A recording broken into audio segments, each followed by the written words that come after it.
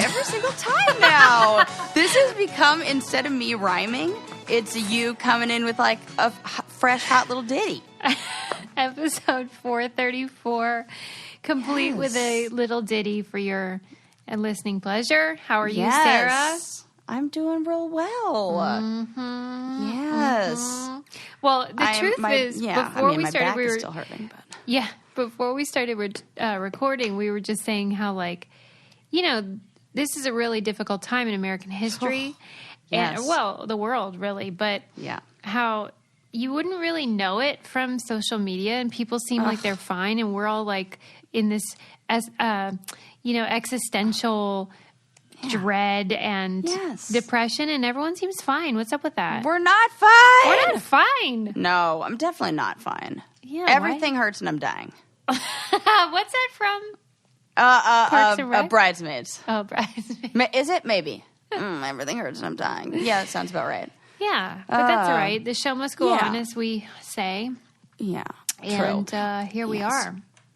I was actually just reading something on stress in like Time magazine came out with like this whole Science of Stress article or magazine because they recognized that everybody's dealing with it. Yeah. And it was talking about how you basically, I mean, this is stuff we already know. Let's see if I can find it real quick. But it was talking about like chronic stress that leads to like the immune system becoming desensitized to the good hormones that like help like anti-inflammatory and like help you like chill the fuck out.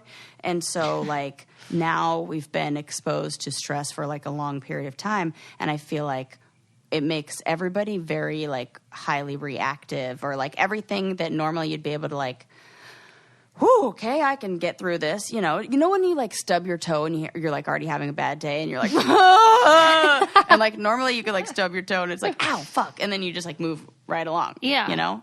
We're like in a giant ongoing like day of like stub your toe and cry. That is hilarious and accurate.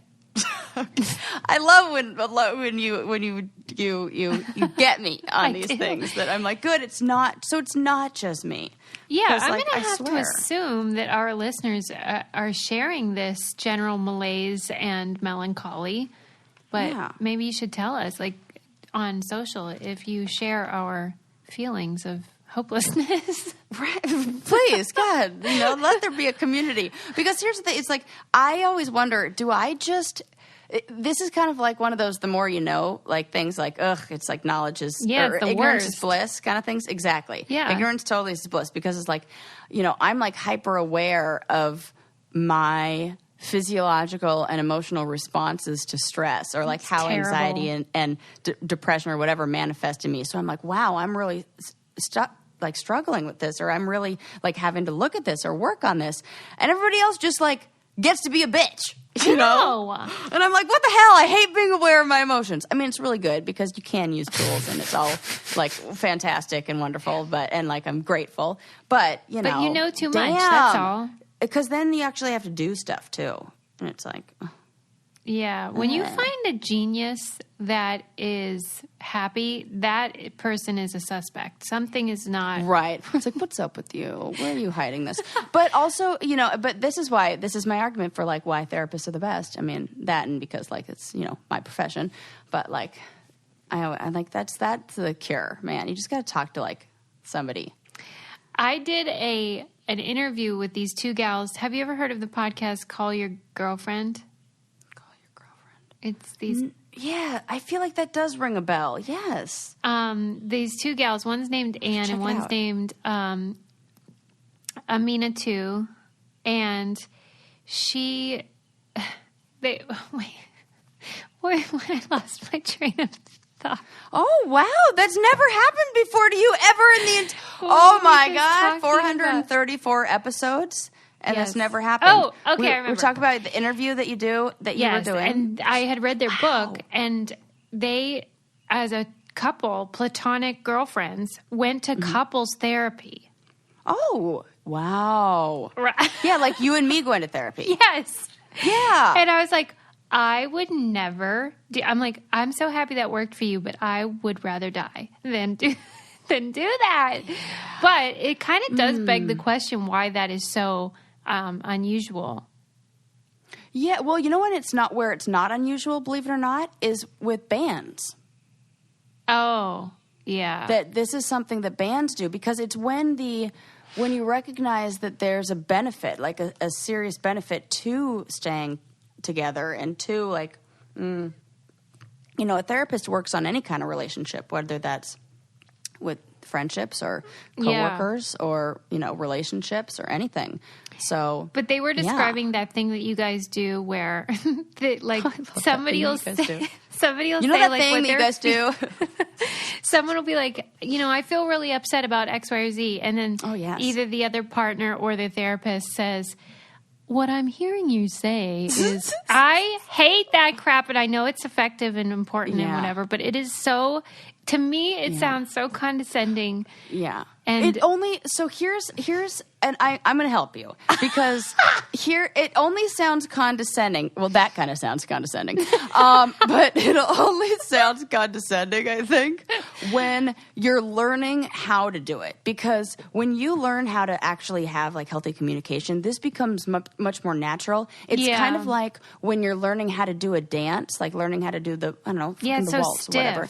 Yeah, and you'd have to go, okay, 1, 2, 3, 1, 2, like you count, and you're like doing you're like, well, that's weird. But then you do it a whole bunch, and soon you're just like flowing. Okay, that must be better then. So that's it. And we're talking about teaching people a totally new way to communicate, and you have to start with simplifying it and just breaking it down to a formula. I feel blank when you do blank, and what I need is blank. And then the validator says, well, what I hear you say is you feel blank when I do blank, and I need to do blank. Is that correct? It still sounds stupid.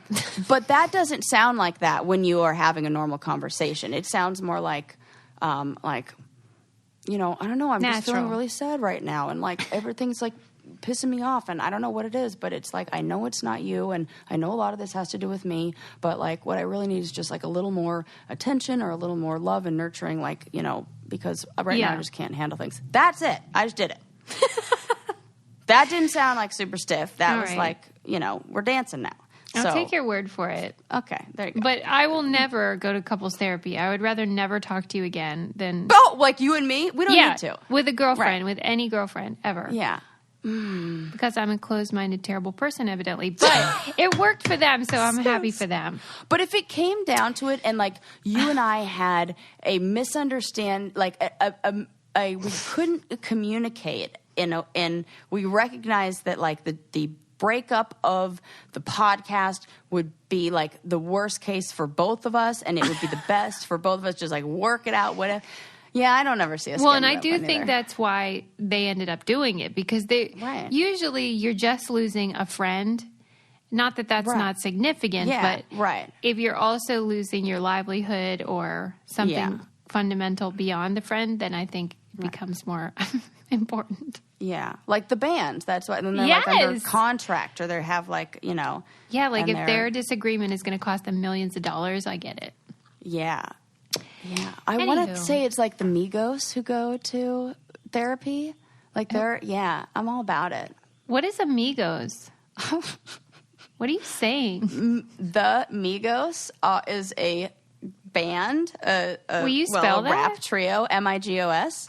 Oh, it really is like Amigo. Okay. Yeah. Well, I thought it was Motley Crue. I think they did it. Yes, Motley Crue.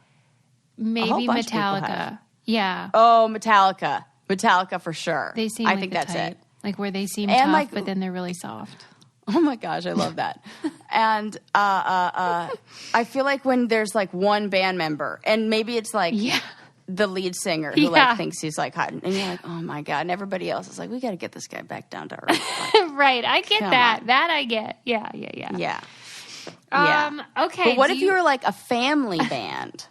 Family band? Then like the Partridge Family? Hanson. Or like, so then does it count as a group therapy or family therapy? Or is it like and if you're a therapist, what do you count it under as your hours? Well, if somebody came to you as platonic female friends and wanted couples therapy, I know that you would take their case or whatever you call it. Yeah. But wouldn't you kind of be like, what are we doing here? Well, I'd ask them what their goal for therapy is, because they get to establish the goals. And if the goal is like, there's always a goal. It's like healthier communication. Okay, what does that look like? Where's the like problem? Where's the the stuck point. Oh boy. I don't know. Or are they speaking two different languages? We're not understanding. Could there be, deeper issues and feelings of resentment from something? Could there be, yeah. Oh, yeah, man. Where are these ladies? Boy, Give my number. Yeah, no, I support you. I just don't want to do it for myself. Okay. I think everybody should just be like, just either in therapy all the time. Can it and just deal with it, but don't be a dick, or go to therapy and work your shit out. Yeah, that'll save you thousands of dollars. Just stop being a dick. Right. It's like, well, you got to do one of those two. I mean, but it doesn't. People don't always go to therapy just because they're being dicks. But I guess sometimes I'm like, well, I guess you know what? When I went to therapy because I wasn't feeling good about myself, that's kind of like being a dick to yourself. It really is. So then it's still being a dick, but just internalized. Yeah. So I'll stand by that. Yeah. There you go. Mm-hmm. Nobody wants that. Yeah. Let's talk about the best sort of hilarious news that just made my day the other day. Because we're all dying for things to smile about, right? Yes, please. Give me all them. Well, the city of Columbus is grappling with the, problem of their name. Yes. Given the problem of their namesake, Christopher. Yes. And when I say Columbus is having to grapple with it, I doubt it's most people. I'm sure it's just like some of the people who are mad about Christopher Columbus and his, white man situation. Yeah. So they made a petition to rename Columbus after somebody else who is from the town, and that person is Guy Fieri. Oh my gosh, I saw this. Yes. It's good, hilarious. What the heck is the name? Flavortown. Is it Flavortown or Flavorville? Flavortown. Flavortown. Yeah, he's the mayor of Flavortown. He's the mayor of Flavortown. Well, they definitely need to do this. Of course they should do this. Oh my God. I'm so 100. I'm as for this as I am against his haircut. I love his hair. Susie! I love everything about Guy Fieri. You even pronounce his name so well. That's how he pronounces it, so Put I will some too. respect on his name. Look at her. Yes. Oh, I'm dying. Here's why I love Guy. Oh, you're making me laugh. Tell me all your favorite things. Ready, go. Okay. Guy, there is nothing pretentious about Guy Fieri. This is true. Is a man of the people. He doesn't have any shame about calling aioli donkey sauce. I'm dying. This is my favorite. Put this down on our greatest hits right now. So mark just this because of Fieri and donkey sauce. Your enthusiasm, because you're lighting up in the same way I do when I talk about plants or Jeff Goldblum, and I'm living for this. Continue. Okay, well, and I also love that people would not expect me to love Guy. Right. So that's funny to me. He is obviously very talented. He's a great chef, but you would never, he's not snotty. He's not a He snob. would not be above Chili's. Yes! You love that about him, sis. I get this. I totally get this. And kudos to him because he is, to my knowledge, the only celebrity chef that took millions of dollars and paid all of his employees during the pandemic out of his own pocket. Millions and millions. Yeah. Okay, he's moving up the list. Very generous. His haircut isn't still, but don't you kind of love when someone is unapologetically themselves? I do. Oh boy, do I? Because that's the ultimate. It feels good to look at. Yes, mm-hmm. It feels we want to be around that person or want to be like that person. Like, yeah, for and sure. Like the flame shirts are funny to me. Yes, they are. They're ridiculous. He seems like a really good dad and a really nice husband. I have never heard of any kind of problems with him. That was what I was just going to say. I'm like, no Me Too. Something Me Too-ish would have come out by now, or like, and no background of racism that we know of.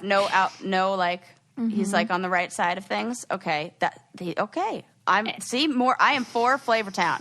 Take me there. flavored. And if, let's say they did change Columbus's name to Flavortown, you could never be sad ever if you lived in Flavortown.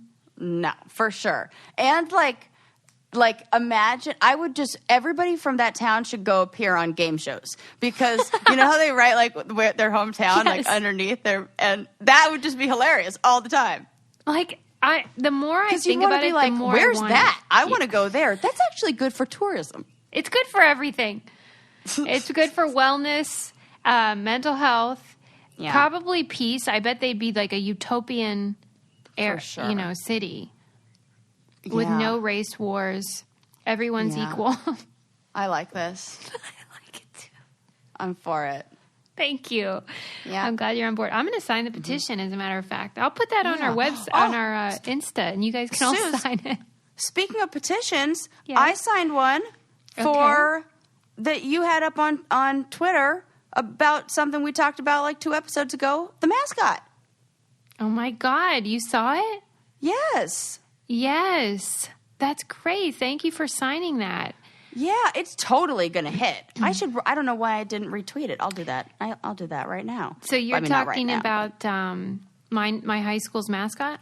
Yes. Yeah. Mm-hmm. There was a petition, like a change.org thing to sign, and that they should change the name. And we were just talking about that. Yeah. And then I saw your message that was like, hey. And I was like, you buried the lead. I wanted to, I don't know, whatever it's called, subtweet it, but I still am, like, freaking learning Twitter. And because they, like, changed it since, like, last time I was heavy into it. For fucking real. I'm like, I don't even know how to do it. And I was going to be like, she is she was the mascot. This is exactly who you should be talking to. Yeah, the timing was great because I had been working independently, just at home, plotting what I was going to do. I'm very methodical, so I never just I'm not impulsive. So I wanted to be very organized about how I was going to do it. And so I was working with my friends and stuff. And then they sent me a thing from the local news in Pittsburgh that was like, a local high school is thinking of changing its mascot. And they thought it was me. They thought I had already begun. Yeah, and I did too. Mm-hmm. Wow. So this is independently, people are sharing these thoughts, which makes sense because everyone's thinking about these things now. And I am already working with like the superintendent and the school board trying to make the change. But believe me, it is not a popular opinion. Wow. People I can't believe are so mad. And it is so funny to me how attached people get to like their local yokel. Crazy. I know. But I want to be sympathetic because if it's meaningful to them, then I have to work with compassion to try to get them to maybe change their minds. Because I'm not going to change their mind by being mean to them or telling them they're racist or something like that. So. Just replace the mascot with Guy Fieri too. Oh my God, this is great. Right. Now that would be celebrating Guy. That would not be diminishing. I'm sure they already sell that Halloween costume. Yeah, haven't you ever seen it? You know how they can't actually say who it is because it's like oh my gosh, so they'll say something like it said president of Taste Town or something. Oh, stop it. Swear. Stop. That is so funny. I love when things are just a little bit off, but you like know exactly what they're talking about. Oh my God. That's like my favorite. Taste Town. And our favorite sheets happen to be Brooklinen, as you all know.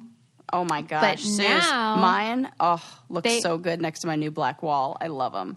Well, that's the thing. You have all kinds of great like textiles in your house. I always notice that about you. Oh, thanks. And so Brooklinen fits right in. And now they're my new favorite towels. Oh, the most luxurious towels that ever were. Heaven in a towel. Because I had a towel problem. We actually talked about this years ago on the show because I cannot figure out why I was having all these issues with my towels where they would get dingy and kind of like, I don't know, musty. Yeah. And like stiff, like I they can't feel take like it. crusty. Yeah. I can't take it, even if there's a hint of a scent. So I wanted all new towels. So I went to Brooklinen and got these wonderful luxury towels, but without the middleman, so they're affordable, they're going to last forever, and they stay fresh, and it's high quality. You're going to love them because, I mean, the bedding's fantastic, and now they're turning our bathrooms into spas as well. And frankly, we won't judge you if you get a shower, use the towel, and then decide just to wear that all day because they are that freaking soft. Best towels I've ever had. Brooklinen is the perfect place to find all the comforts for home, including ultra soft towels. They're so confident in their product that everything comes with a lifetime warranty. Use promo code BRAIN for 10% off your first order at brooklinen.com. That's BROOKLINEN.com. Promo code BRAIN. Brooklinen, everything you need to live your most comfortable life. And they have other stuff too. They have just like loungewear and all kinds of stuff. Just check out their site. You'll love it. Yes, I love it. Oh, all right. I'm so into it. Okay, so I'm pretty happy about Flavortown. I am less happy about... happy about Flavortown. That is so fucking funny. I'm dying. I talked on this show about that My Little Pony documentary about the Bronies. Do you remember that? Oh, yes. Mm-hmm. Super long time ago. Yeah, the Bronies have been around for a while, and if you're not familiar, they are a subculture where mostly white men, adult men, are enthusiastic about the My Little Pony cartoon series. Enthusiastic is an understatement. Yeah, what would you call it? Manic? They've adopted the lifestyle, I think, in many ways. The pony lifestyle. Yes. They're really into it, and they go to conventions, and the conventions are very well attended. This is not a tiny fringe thing. This is quite a big movement. The ponies are little. Their admiration is big. Right. Yes, that is so true. And I think a lot of people became interested because there's this question mark about why would adult straight men be super into this cartoon that's generally made for little girls or little children at least. And we still kind of don't really have the answer besides the fact that it's, a positive message and it made them feel comforted or whatever. I mean, I don't want to be judgmental, even though I am all the time. About it, but to me, it's indicative of a larger problem with white men in this country. They've kind of lost their way, is what I'm getting at. The incel situation. Yeah. Not that everyone that's into My Little Ponies is an incel or anything, but I think there's a pretty big overlap there. Anywho. There's I think that a lot of it has to do with the a culture of toxic masculinity and a very narrow definition of what it means to be a man, but in reality people existing way outside of that definition, and that you almost have to form these fringe groups to find because you're not allowed to be, because you're not allowed to be part, and it's almost like you have to go to an extreme in that way, and then to really differentiate in some way from, because you can't be stereotypical dude. I'm saying this in air quotes, of course. You can't be like a stereotypical dude and also express emotion and cry and believe in strong friendships and the important, powerful, the power of connection, whatever. So that isn't allowed to within the narrow definition that we have. So, well, and I think a lot of them genuinely like this show, but there's a whole group of them that sort of celebrate the irony of it and are into the idea that this is odd behavior. So they sort of get off on that. Yeah. But now there's a bit of a problem because when they began, it was on 4chan. We all know what goes on 4chan. I don't know. What is that? Oh, 4chan is like if you only had the horrible people from Reddit in one place. oh, gosh, I feel like Twitter's almost scary Oh, for my me. God. Twitter is nothing compared to 4chan. Oh, and then there's, so like Twitter, then Reddit, then, I'm getting choked up just thinking about these people. Trolls. A lot of, like, the mass shooting stuff, it begins in like, the QAnon stuff where they thought that there was a child sex trafficking ring in the pizza, Cosmo Pizza, whatever.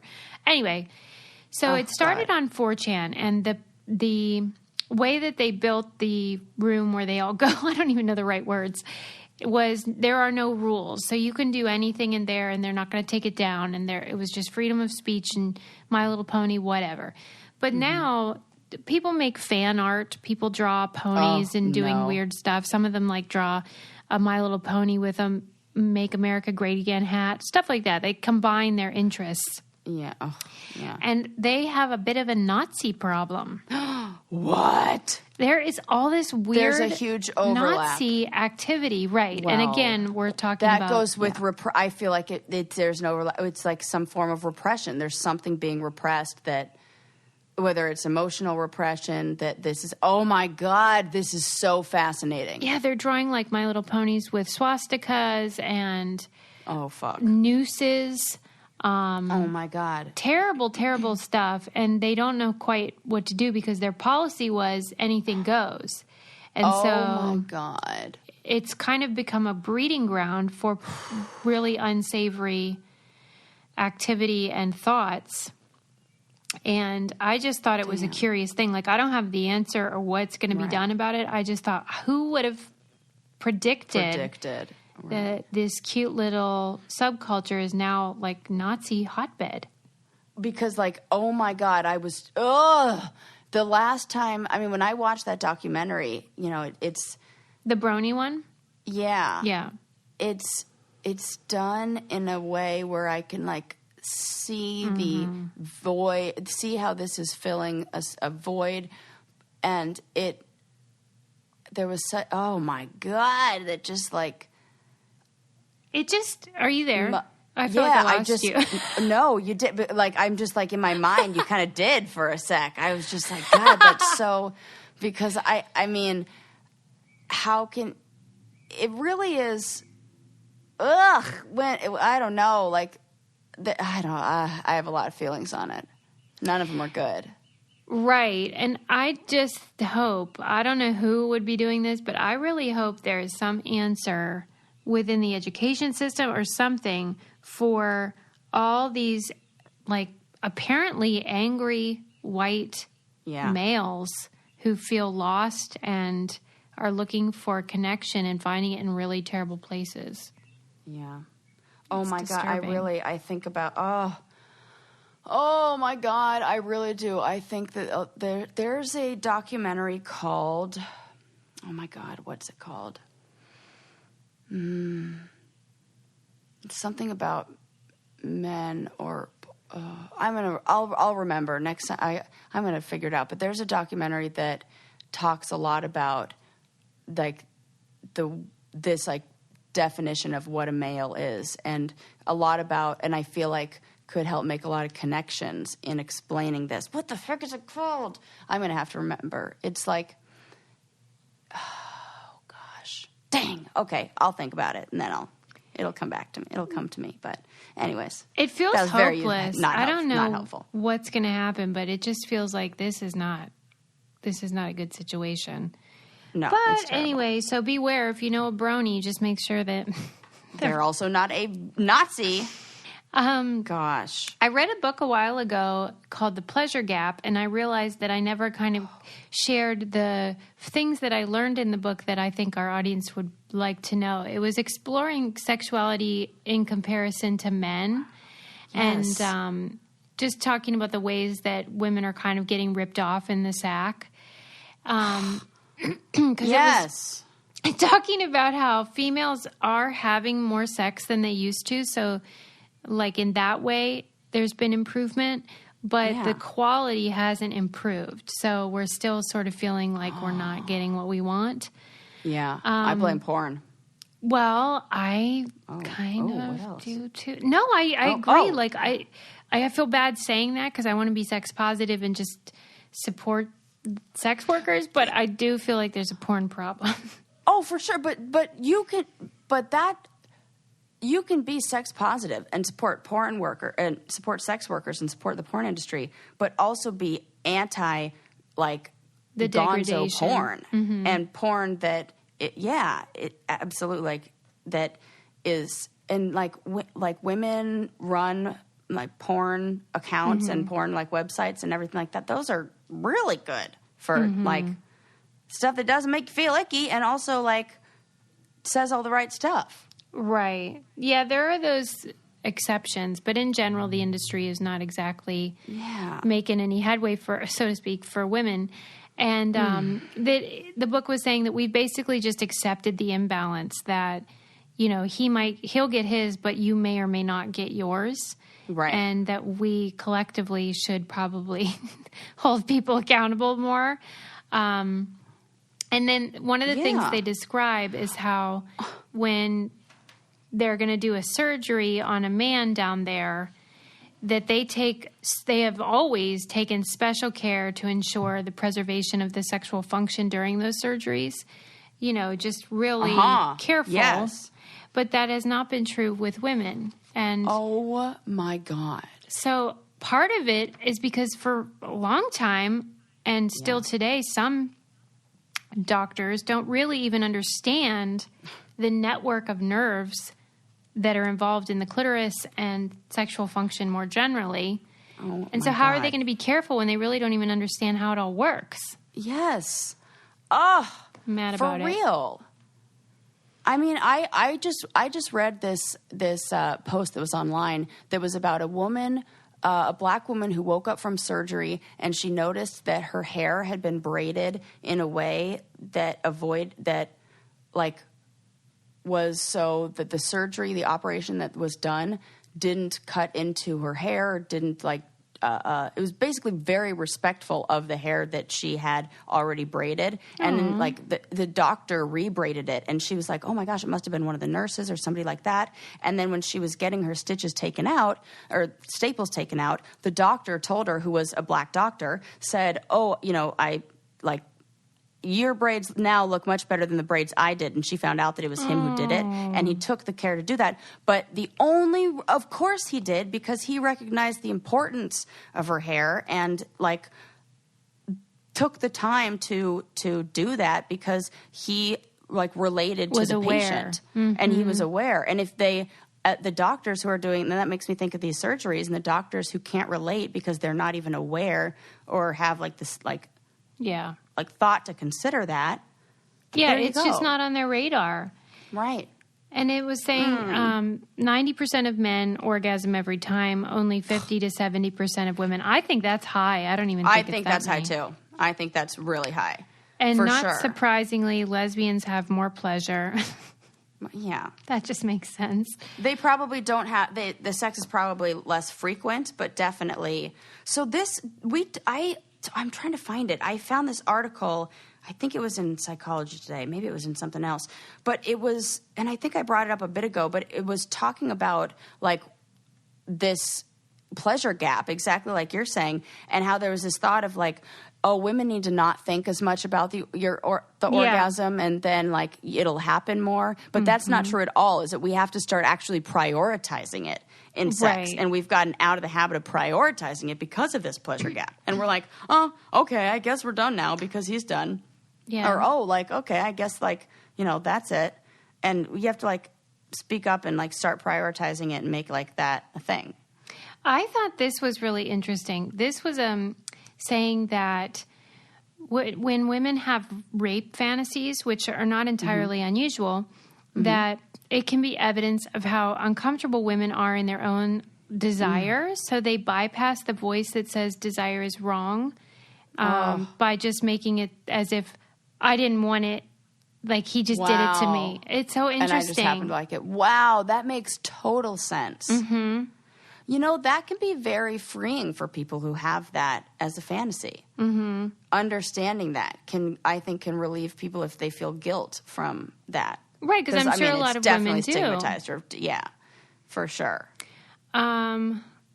let's see what else. Interesting. Yeah, I recommend I'm so the book. glad that you revisited this and that you shared that. I know there were so many good little nuggets where I'm like, ooh, that gives me something to chew on.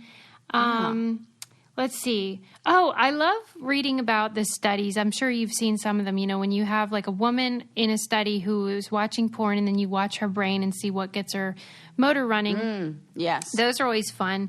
And traditionally in those studies, straight women are all over the place, where straight men are predictably aroused by women, that lesbians are predictably aroused by women, and gay men are predictably aroused by men. But for straight women, it's like anything. It could be gorillas. It can be anything. And they get horny. And it used to be like the conclusion was, well, they must be like super wound up and we just don't know it. They hide it. They repress their desire, whatever. But some believe women are physically re-articulating their own objectification when they get horny over like something that doesn't even make sense. Okay, I'm gonna throw up another theory, but with absolutely no. Well, and I have no idea. What do I know? You know, no idea.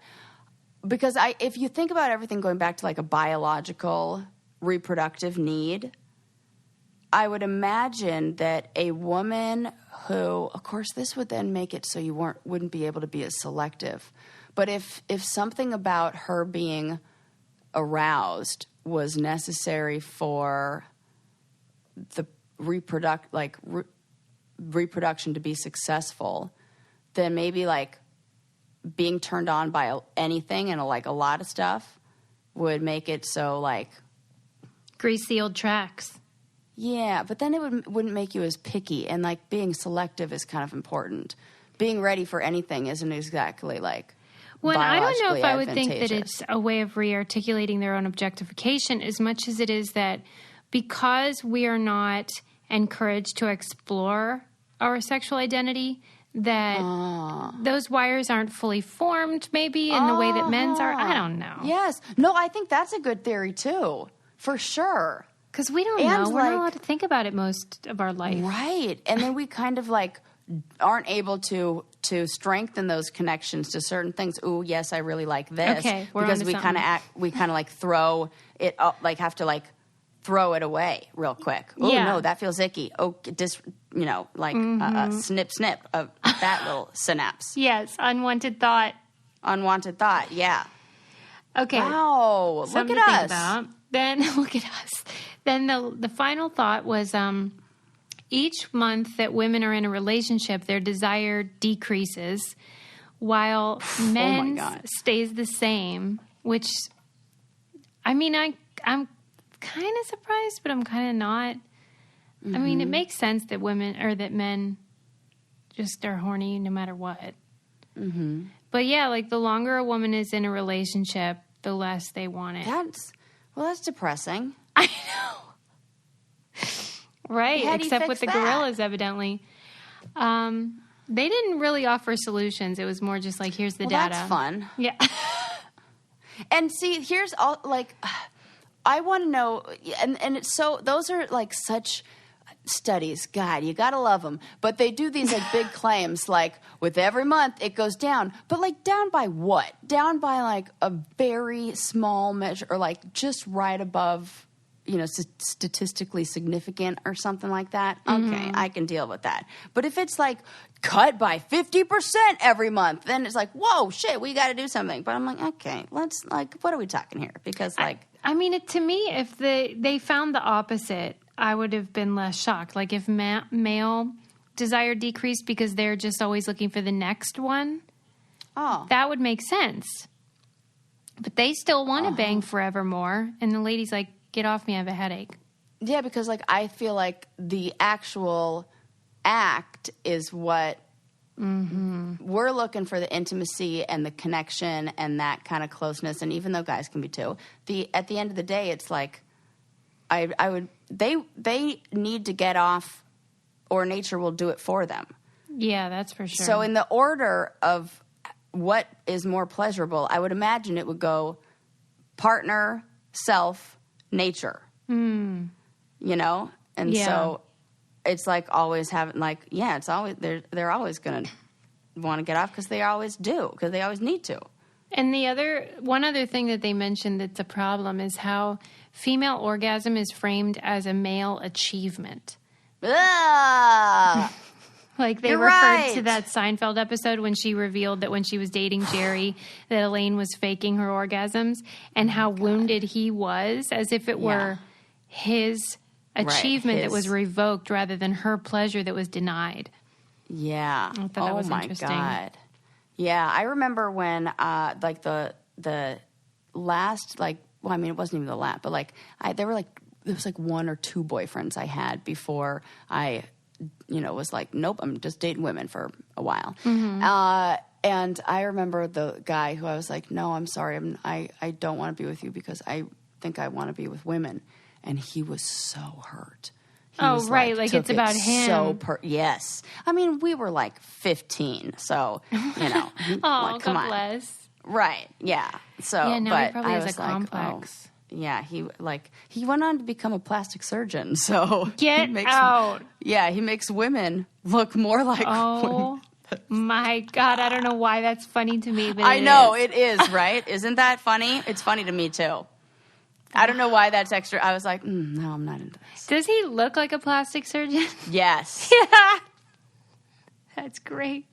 Yeah. Oh, good times. I love that you said that and you know exactly, and everybody knows what that is. Yeah. Okay. Oh, I love it. Let's move on. Let's see. What do I want to talk to you about? I'm always debating. Do I want serious? Do I want silly? Oh.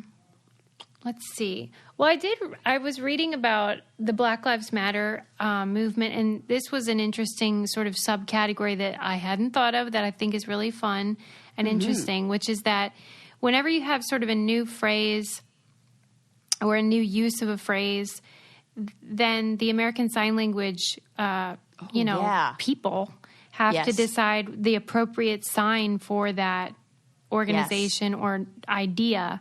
And that there is some debate about the word, because I think people often think that American Sign Language is just a word-for-word replacement. Oh, yeah, no, but it's it not isn't. at all. Yeah. Right. It's like, a totally different way of speaking. And I don't have a lot written down about it, but it was in the LA Times. If you're interested, I'll have Dahlia put it in the newsletter, because it was just talking about, like, if you were choosing a word that means matter, that was the sticking point. I wish I could remember the various options, but they're very passionate about it, and they don't want the significance to be lost or diminished. Yes. And I just love stuff like this. That. Mm-hmm. Yes. I have to send you the link. I'm super into this. Yeah, and like screenshot it, because I've already reached my max amount of articles that I can read from the LA Times without buying a subscription. Oh my God, I'll just give you my password. Oh, yeah. Woo, I love this. I really should, support my news and actually get my own, because, Well, I'm supporting them. There we go.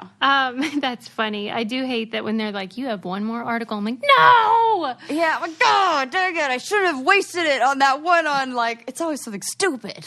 Another sort of Black Lives Matter adjacent story is how there's an Upper East Side mommy group on Facebook that is dealing with a lot of Black Lives Matter backlash, which doesn't surprise me in the least bit. Right. I mean, just across all groups, not just the Upper East Side mommy group, but which sounds like the whitest thing I've ever heard. Well, and that's the whole thing, where most of them are going to be all just wanting to talk about their nannies and shit. And, some of the members want to address the concept of Black Lives Matter, and their posts kept getting deleted by the moderator. And then they started saying, we need a person of color to be one of the moderators. Like, there just has to be somebody. And then their moderator quit and then deactivated the whole account. And then God, because they didn't like the Black Lives Matter posts? Yeah, they didn't like that, and they didn't like the idea that they had to have a person of color help them with moderating. Ugh. And then you get all the splinter groups, and then certain ones just like, we're going to start our own and take their ball and go home. And but I think it's such an important conversation, because it helps you see it's a small subgroup, but it is a reflection of a larger cultural issue. Yes. Where this is going to become a real thing. And some people are going to be mad. There's always going to be people offended. And then you got to figure out how to handle it. Oh. I sure don't have all the answers, but... I don't either. I'm on a case-by-case basis with the, person to person of, how can we work on how you're, offended? How you're the worst. How you're, in, the most delicate way possible. And so, because but I'm so glad. It's call everybody out. Let's freaking do this. Yeah, and it is uncomfortable. Yeah, but, so are a lot of things. Tough shit. Well, that's the thing is, and I'm saying this as somebody who's, of course, we all have to be uncomfortable with things right now. Well, that's the thing is that we've never really had to be before. Yeah, correct. Yes. And all these other people were uncomfortable, and we didn't really know or care. Mm-hmm. And now it's our turn to be oh, I don't know what the right thing to say is. Am I doing this right? Am I saying the right thing? Well, yes. Now you know what it's like. A tiny little bit. Yeah. Yeah. So boo-hoo. Yes, totally. So boo-hoo. I know. I should be nicer. Not boo-hoo. I mean, I shouldn't say that. I should be let's do something to, make a difference. Let's talk about how I read this article. I actually watched a video, too, about how sound... And I mean, for the record, boo-hoo to those people who are whining and complaining that it's difficult. Oh, yeah, duh. Okay, good. I'm just making sure that... I read this article and watched this video about how sound changes the way food tastes, and I thought you might be into it. Oh, I'm really into this.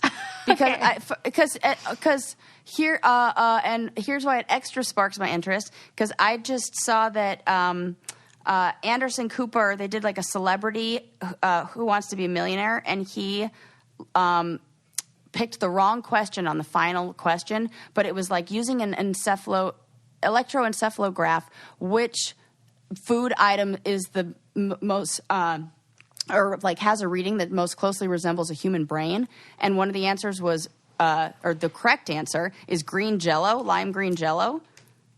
What? Right? What do you mean? Yeah, I'm saying that if you hook lime green Jello up to, and I don't know if it's flavor specific. They just said that in there. But if you hook Jello, we'll say, up to an electroencephalogram, which is that thing that reads electricity, that it responds in the same way, or not electricity, but I don't know, whatever it does. You can hook it up and it reads stuff.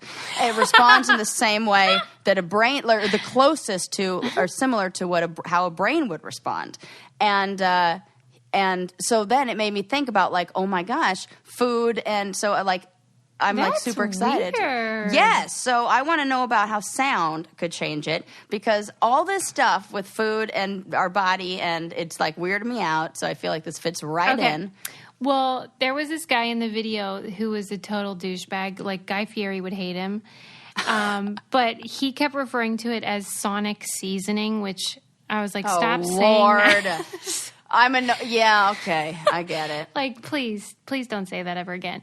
So anyway, a couple things of note that I... Is he a chef? He's a chef, the chef type? I think he was hired to kind of be a sommelier or that type of person, but for food. Okay.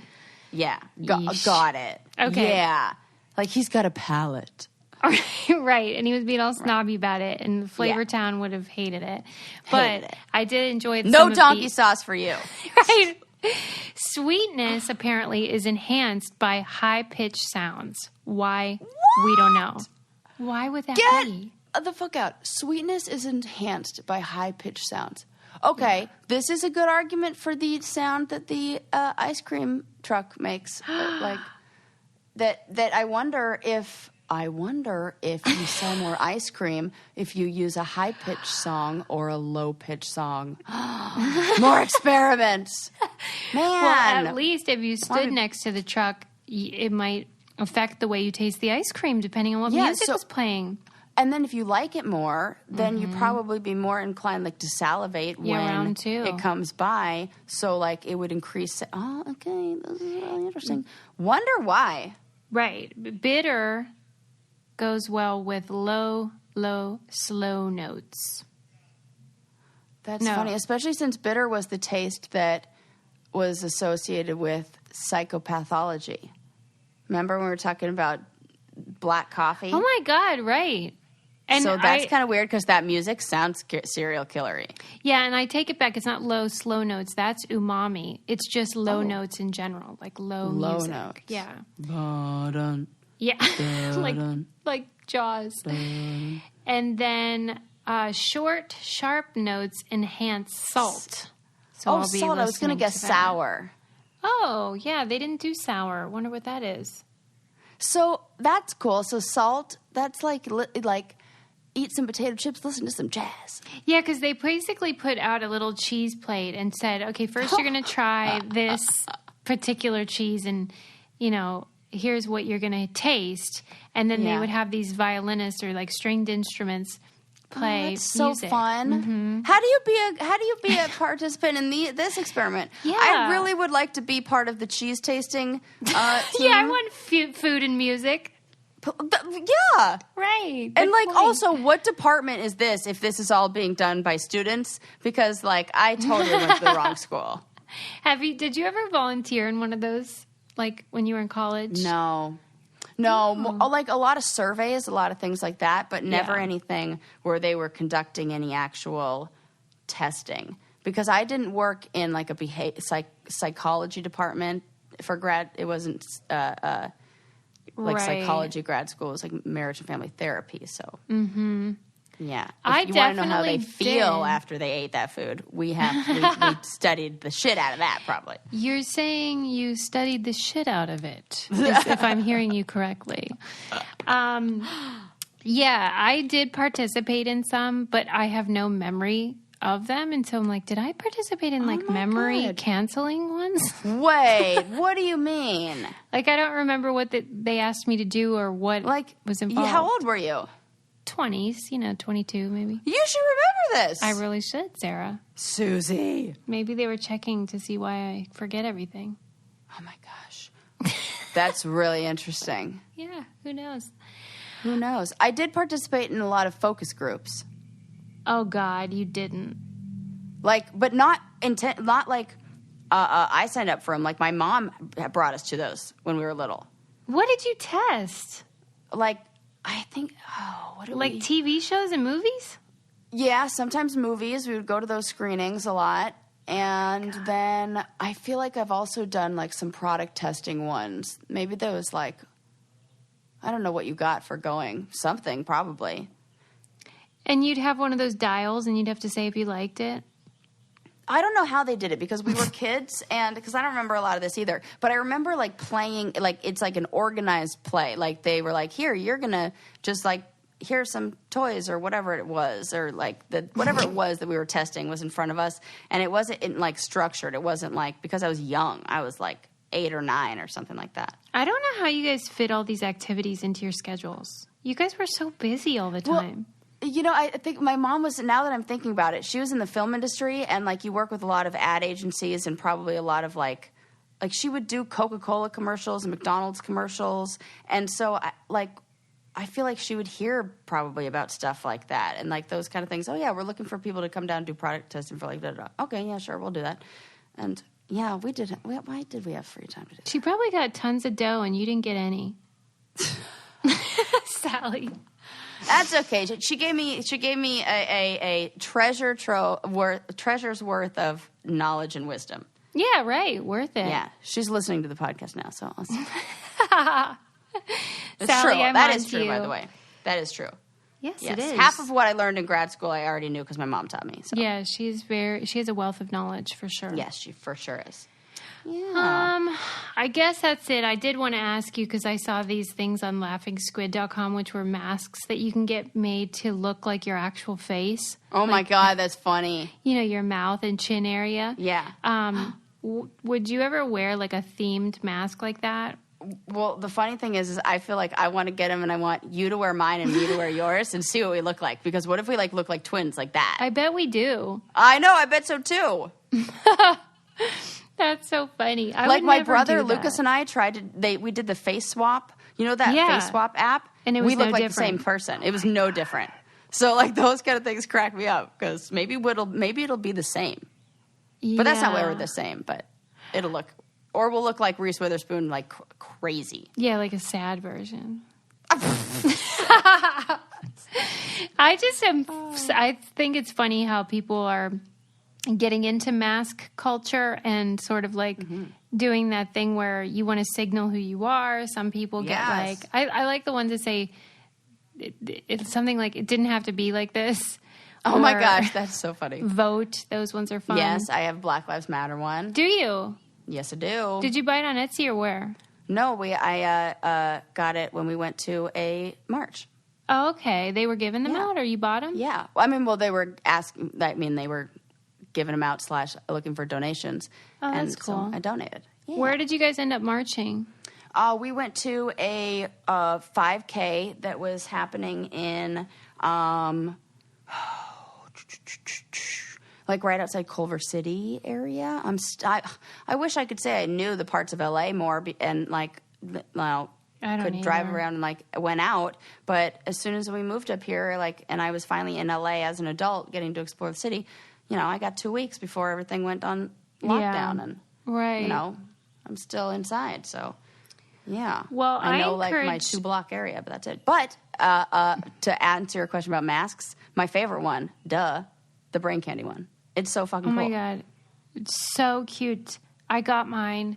And it's actually really great for kids, too, because it's almost like a neck gaiter. So it's not restrictive, but it still does the job. Mm-hmm. And I just love it. It's so cute. Super cool. But I did want to encourage people because we made signs for Black Lives Matter as a family. And then, like, you can just march in your neighborhood by yourself or just put them in your window if you're not comfortable because of the pandemic or for any reason. You can still make your voice heard. Yeah, put on your car. Yeah. All that stuff. That's like important. If you're like, I'm not really into protest, that's fine, but you can do it in other ways, so. Yes. Let the neighborhood know. Yeah. I was happy to support it. Anyway, don't forget to leave us 5-star review. So cute, Lincoln. I also did like that. He did a really good job with that sign. Yeah, he did. Tell him like excellent for like many reasons. Actually, I'll tell him next. Yeah, he was really into it, and he was getting frustrated with his sign because he felt like it wasn't good enough. So, well, it was. Oh my God, I can't wait to tell him. Well, you could tell him too. Sarah thinks it's really good. The art looked great. He did a great job painting. Thank you. Yes. All right, people. We'll see you next time. Okay. Bye. Bye.